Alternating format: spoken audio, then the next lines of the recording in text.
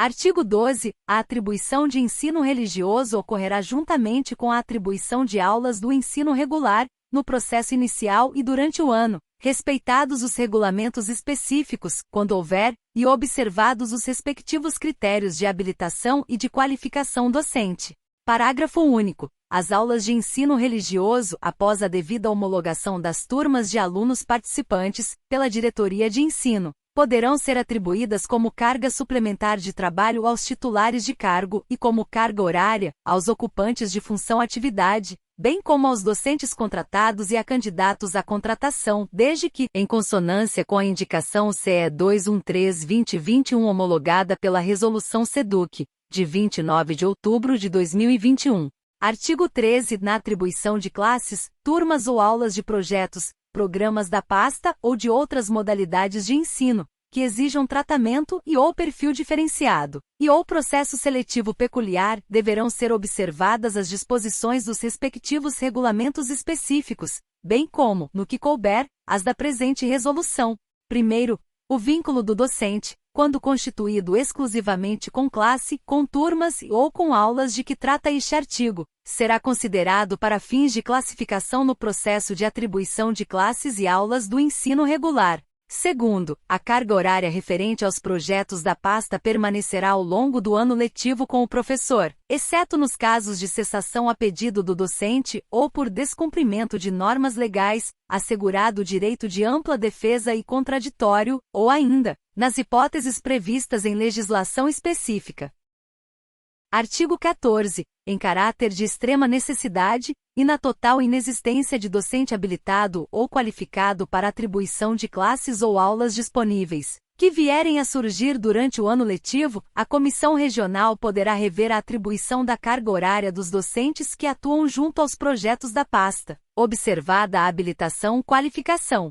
Primeiro, após a revisão da carga horária, de que trata o caput deste artigo, o docente poderá retornar a atuar junto ao projeto, desde que se apresente docente habilitado ou qualificado para assumir as classes ou aulas atribuídas. Segundo, o docente atuando em projeto da pasta que não comporte substituição, ao entrar em afastamento por período, ou soma de períodos, superior a 30 dias em cada ano civil, terá retirada a carga horária correspondente, respeitada a legislação específica. Terceiro, não cabe alteração de unidade de classificação, tampouco redução de unidades escolares com aulas de projetos. Quarto, o docente readaptado que se encontre atuando em projetos, programas da pasta, ou de outras modalidades de ensino, que exijam tratamento e/ou perfil diferenciado, ou processo seletivo peculiar, ao ter sua readaptação cessada no decorrer do ano letivo deverá permanecer no respectivo projeto, programa até o final do ano letivo vigente, e desde que seja avaliado favoravelmente poderá ser reconduzido. Artigo 15. No processo de atribuição de classes e aulas deverá também ser observado que, primeiro, os titulares de cargo em afastamento no convênio de municipalização do ensino somente poderão ter aulas atribuídas a título de carga suplementar de trabalho na rede pública estadual se forem efetivamente ministrá-las. Segundo, as classes ou aulas em substituição somente poderão ser atribuídas a docente que venha efetivamente assumi-las, sendo expressamente vedada a atribuição de substituições sequenciais, inclusive durante o ano. Terceiro, o aumento de carga horária ao docente que se encontre em licença ou afastamento a qualquer título, somente será concretizado para todos os fins e efeitos, na efetiva assunção de seu exercício. Quarto, a redução da carga horária do docente e/ou da jornada de trabalho, resultante da atribuição de carga horária menor ou da perda de classe ou de aulas no decorrer do ano, ou ainda em virtude de cessação de designação, será concretizada de imediato a ocorrência, independentemente de o docente se encontrar em exercício ou em licença. Afastamento a qualquer título, exceto nos casos de licença saúde, licença gestante, licença adoção, licença paternidade e licença acidente de trabalho. Primeiro, o docente perderá as classes ou aulas atribuídas em substituição ao entrar em licença, afastamento ou designação, a qualquer título, devendo as mesmas serem atribuídas a outro docente de imediato. Segundo, para o docente com aulas em substituição e que se encontre em situação de afastamento por licença-saúde auxílio-doença, igual ou superior a 15 dias, a ocasional redução de sua carga horária será concretizada ao término do referido afastamento.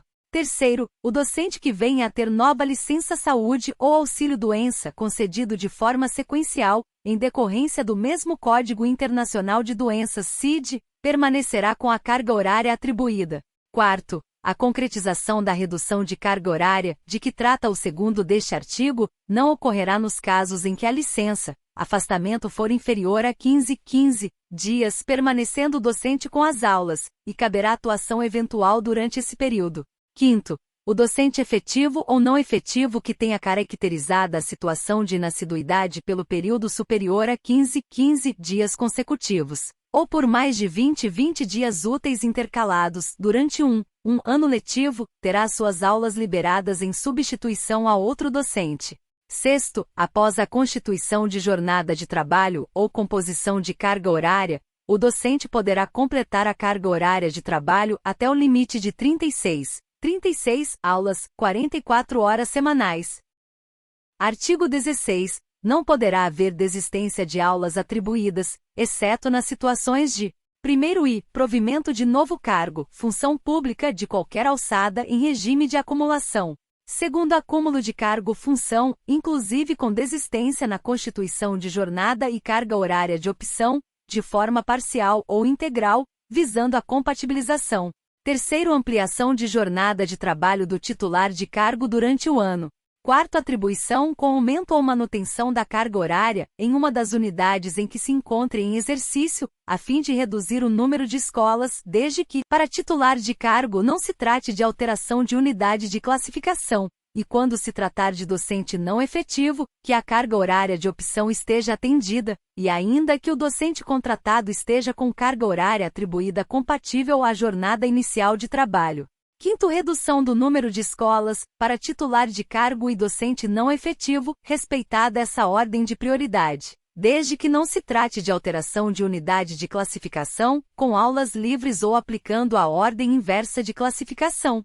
Parágrafo único. Em caso diverso dos previstos nos incisos deste artigo, a Comissão Regional poderá ratificar a desistência, quando constatada a ocorrência de fato superveniente relevante e desde que exista outro docente para assumir a classe ou aulas que forem disponibilizadas. Sexto, das regras para o processo inicial de atribuição de classes e aulas.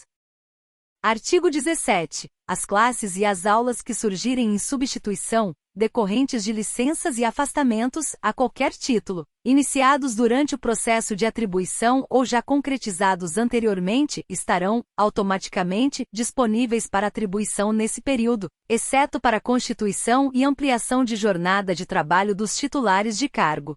Primeiro, as classes e as aulas atribuídas que tenham sido liberadas ainda no processo inicial de atribuição, em virtude de readaptações, aposentadorias, falecimento ou exonerações, ou as classes e aulas livres que surgirem decorrentes de novas turmas somente estarão disponíveis para atribuição durante o ano.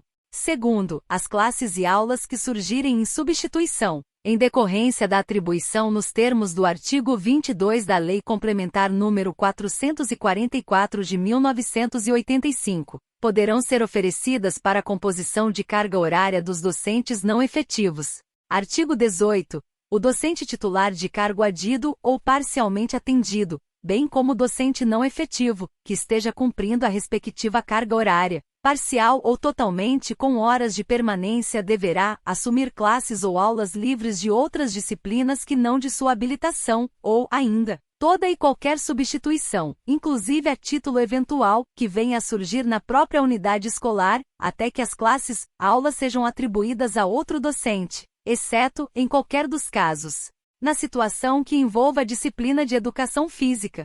Parágrafo único. O docente que se recusar ou não comparecer para reger classe ou ministrar aulas, que lhe tenham sido atribuídas ou a título eventual, em conformidade com o caput deste artigo, terá imputadas as devidas faltas, aula ou dia, podendo implicar em instauração de processo administrativo, assegurado a ampla defesa e o contraditório. Capítulo 5º. Do processo inicial de atribuição. Artigo 19. A atribuição de classes e aulas no processo inicial, aos docentes inscritos e classificados, ocorrerá em fases de unidade escolar e de diretoria de ensino e em duas etapas, etapa I e etapa segunda, na seguinte conformidade. A etapa I de atribuição a docentes e candidatos habilitados. E, fase 1 de unidade escolar, os titulares de cargo classificados na unidade escolar e os removidos ex officio, com opção de retorno, terão atribuídas classes ou aulas para a constituição de jornada de trabalho ou atendimento da jornada de opção, conforme indicado no momento da adesão. B. Composição de jornada de trabalho. C. Ampliação de jornada de trabalho. D. Carga suplementar de trabalho. Segunda, fase 2 de diretoria de ensino. Os titulares de cargo terão atribuídas classes e ou aulas, observada a seguinte ordem de prioridade para a constituição da jornada de trabalho a docentes adidos ou parcialmente atendidos na unidade escolar, por ordem de classificação. B. Composição de jornada de trabalho a docentes adidos ou parcialmente atendidos na constituição da jornada, por ordem de classificação. C. Carga suplementar de trabalho. Terceira, fase 3, de diretoria de ensino. Atribuição de classes ou aulas aos titulares de cargo para designação, nos termos do artigo 22 da Lei Complementar nº 444 de 1985.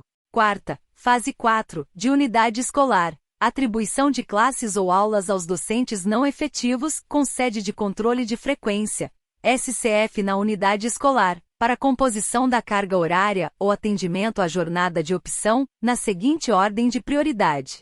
A. Docentes estáveis nos termos da Constituição Federal de 1988. B. Docentes seletistas. C. Docentes ocupantes de função atividade. V. Fase 5, de diretoria de ensino. Atribuição aos docentes não efetivos, não atendidos na unidade escolar, para composição da carga horária, na seguinte ordem de prioridade. A. Docentes estáveis nos termos da Constituição Federal de 1988. B. Docentes seletistas. C. Docentes ocupantes de função atividade. Sexta, fase 6, de diretoria de ensino. Transferência de diretoria de ensino aos docentes não efetivos, após a constituição de jornada ou composição da carga horária de opção. Sétima, fase 7, de diretoria de ensino, para atribuição de carga horária a candidatos à contratação e aos docentes contratados, considerando o mínimo de 20 aulas equivalente a 25 horas semanais de trabalho. B. Etapa segunda, de atribuição a docentes e a candidatos à contratação qualificados. E. Fase 1 de unidade escolar. Atribuição a docentes e a candidatos à contratação, na seguinte ordem de prioridade. A. Titulares de cargo.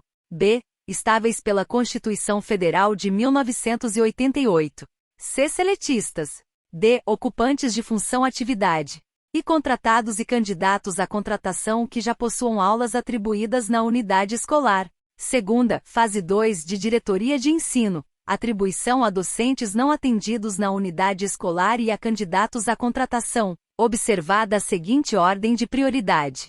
A. Titulares de cargo. B. Estáveis pela Constituição Federal de 1988.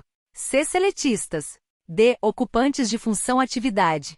E contratados e candidatos à contratação,